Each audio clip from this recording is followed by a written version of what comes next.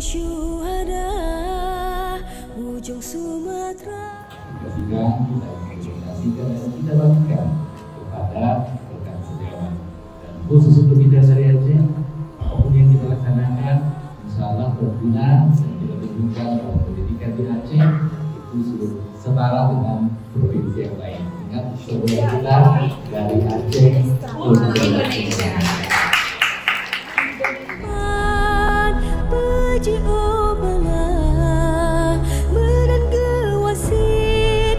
Para ulama Tanoh ka utuh Bejroh ta jaga.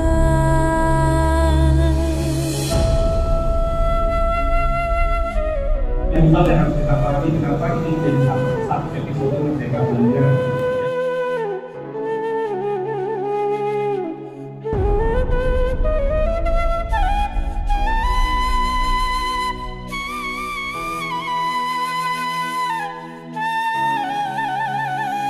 Siramu Mekah Nangro Syuhada ujung Sumatera Aceh pusaka Tanoh indah tu umum mulia Papua Remandu kepelindung bangsa.